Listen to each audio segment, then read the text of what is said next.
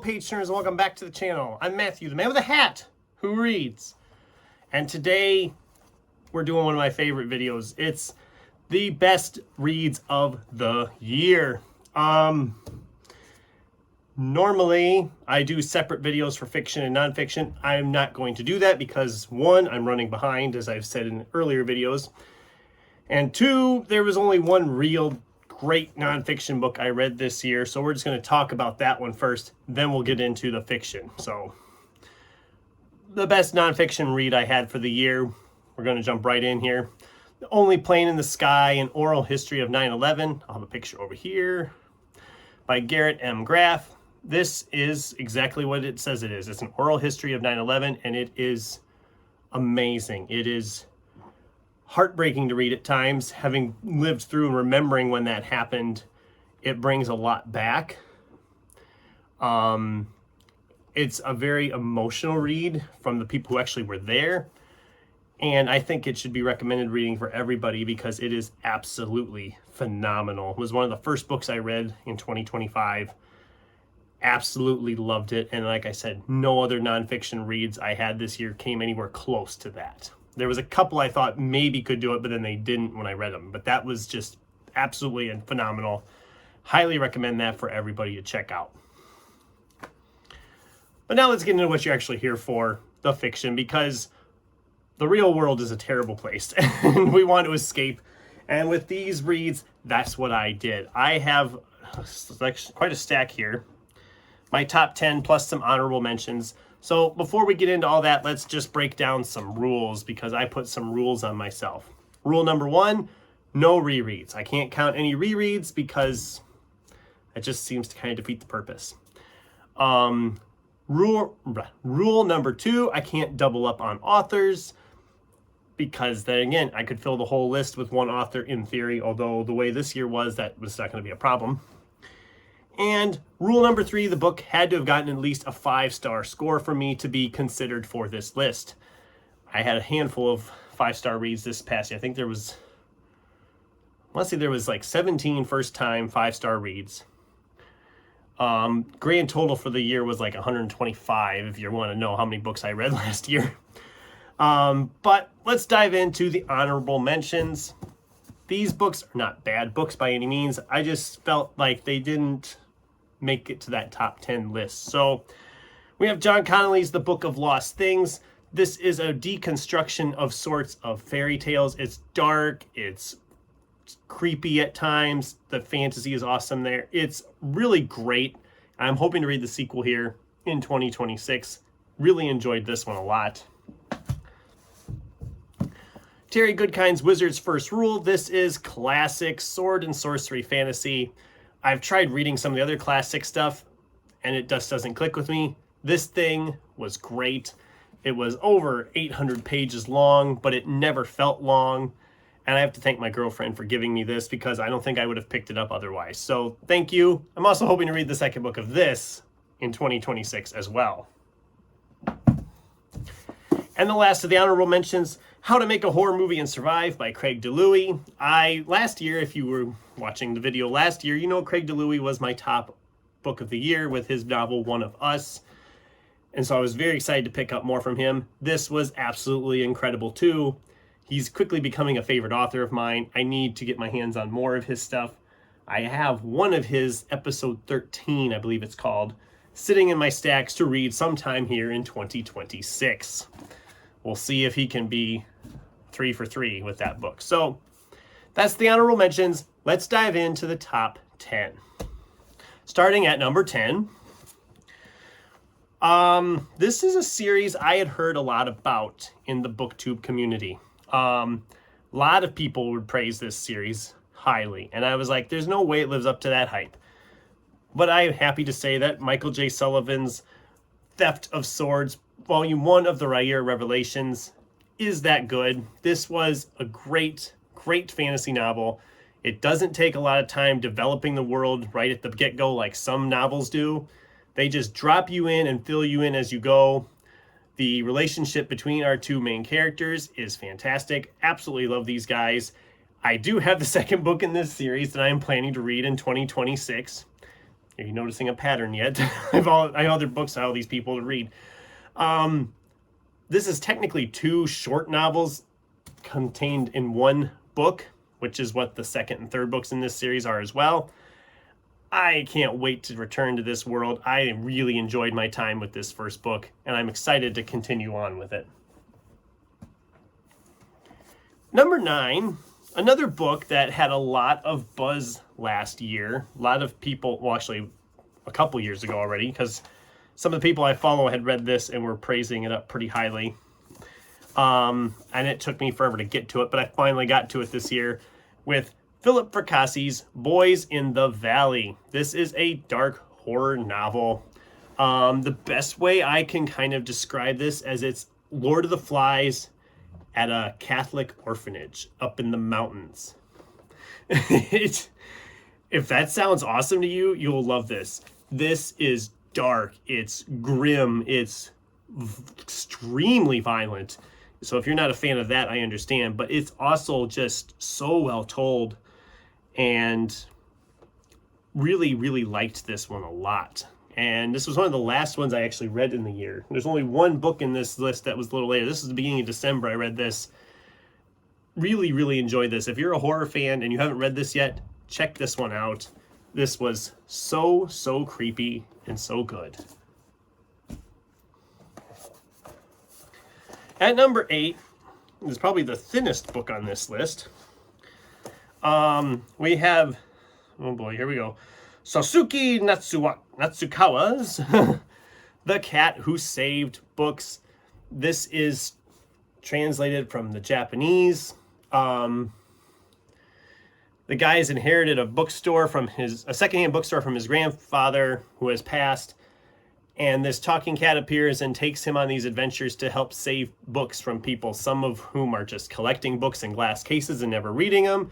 Some who are destroying books just for the sake of it. And it's so interesting, and it really makes you think about like what we do with our books, or what some people do with books, whether they read them and love them or if they just put them up as a display. Really enjoyed this one a lot. There is a sequel. I do have it, and I plan to read it in 2026. But I really, really enjoyed this. I actually think this was, let me look here. Yeah, this was probably when I did my 6-month check-in. This was probably towards the top of the list for my reads of the year so far. So that tells you a lot right there, how much I enjoyed this. But I just had a bunch of other ones that popped up after that really changed up my list, including Andy Davidson's The Boatman's Daughter, number 7 on the list for the year. I'm trying to compare it to like simplify things. This feels like a darker version of like Where the Crawdads Sing, because it's set in that same kind of marsh-like setting. It's hard to like put this into a genre because it has some mystery elements, it has some horror elements, it has some fantastical elements, and it's just at its core, it's very human of a story. I was blown away by this one. I think Kevin's Novel Advice recommended this one, and it blew me away. It was such a stellar story, and I have another book by Andy Davidson that I am planning to read in 2026. You're getting 2 videos for the price of one here, guys. You're getting my top 10 of 2025 and a sneak peek at my 2026 reads, so ain't that cool? Definitely check this one out. It's very fast-paced. I mean, it's just, what is it? Just under 400 pages, and it flies right along. Absolutely loved this one. At number 6 is a book everybody is talking about. It's all over BookTube. Everybody's been reading this series. Everybody's been praising this series. I recommended this series to somebody, and they have since binged well ahead of it, well ahead of me on it. I have books 2 and 3 to read in 2026. But this is Matt Dinniman's Dungeon Crawler Carl. This book is just fun. It's the end of the world, and it's become a TV show. All these survivors of Earth's destruction are now pitted against each other in these labyrinths and caves all the way down through the earth, multiple layers through. we don't get very far into those layers, obviously, in book one, but this is such a unique, fun premise. It's hilarious at times. Loved this book a lot. Had a blast with this. And I know a lot of other people have too. I know this has been on other people's lists, and I know there's some people probably want it higher on the list, but there was other reads. I had other reads I loved. So we're up to the top 5. These next 3 kind of swapped around in the list in these 3 positions. I was never sure exactly where to put them. I think I got it where I kind of wanted them, but at number 5 we have Dan Simmons' Hyperion. I remember I attempted to read this book I want to say 20 years ago. I was like a teenager. I thought the cover looked cool. I thought I kind of want to read that, and I couldn't get into it. I struggled through the first 20 some odd pages, and I just was like, I cannot do this. And so I gave up. And now here we are all these years later, and I actually made it past into chapter 2, which chapter 2 starts on page 102, just to break it down for you how long this book is. I finally got past and got into it, and I absolutely loved this because it's not what you expect it to be. You're expecting these people to go off on this adventure, on this alien world, to find this godlike creature. And it is that, but it also isn't that, because most of the story is them just sitting and telling their stories up to that point. And all of those stories are fascinating. All of them are interesting. They all just really make you think and put yourself into them characters' shoes, and all of them want one thing from this. They want a wish granted from this God, but you really don't know who to root for because all of them have legit reasonings for being there, and you want to see all of them succeed.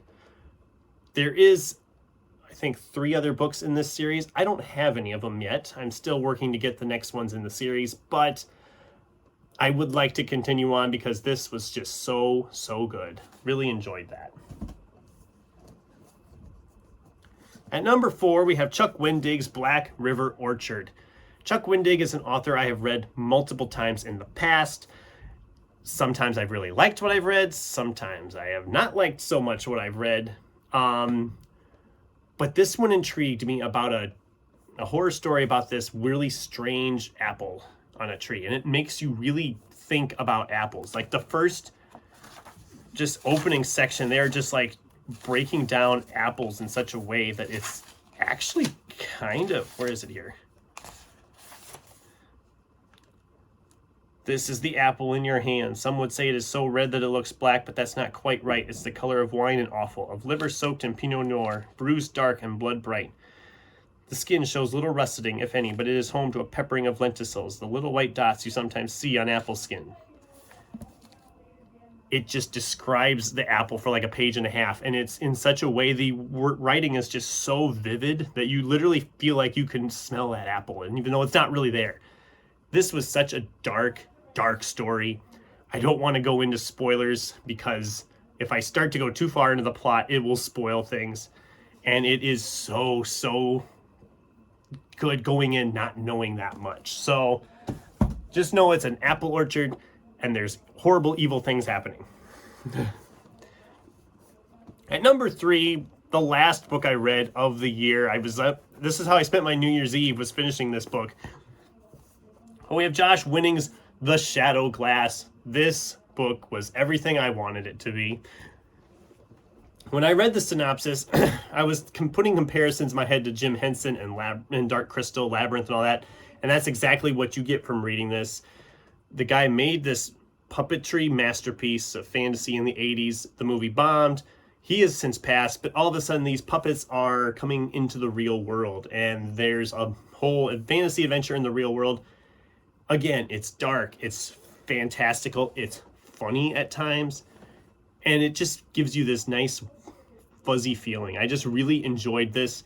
It very much has an 80s nostalgia bent to it, if that's your thing. I just thought this was fantastic. And this is also probably my favorite cover of the whole year, because look at that cover. That cover's fantastic. And yeah, it's like a VHS tape, see? It's so cool. It's such a cool cover, such a cool story. Highly recommend this one. Okay, the top two. This was hard, guys. This was really hard. I've never had a harder time with it than these two, because both of these two books are practically, to me, perfect reads. I loved both of these books on equal footing. And I was sitting there contemplating which one of these is the top one. And I finally came to a conclusion. I don't know how people are going to feel about it.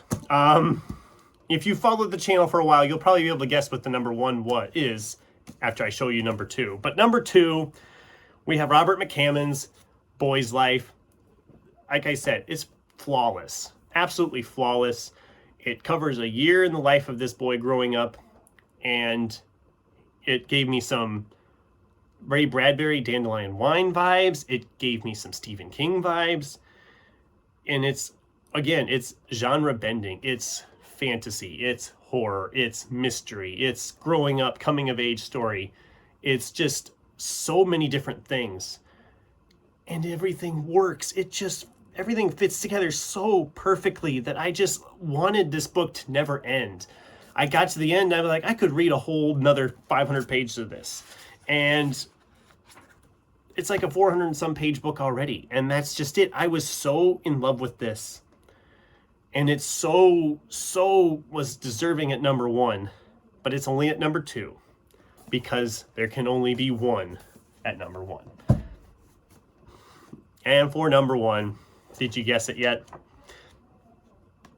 William Browning Spencer's Zodwallop. Now, I know, everybody out there watching is probably like, what the heck is this? I've never even heard of this book or this author. That was me. I found this at the used bookstore, just saw this spine and thought, Zodwallop, what in the world is that? And it was $4. And it looked brand new, so I picked it up and thought, I'm going to give it a shot, because I'm always willing to try something new. And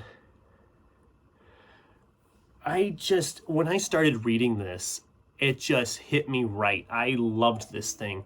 I loved the story. I loved the characters. I loved the world building. I loved everything about this. And again, it's very hard to describe what it's about.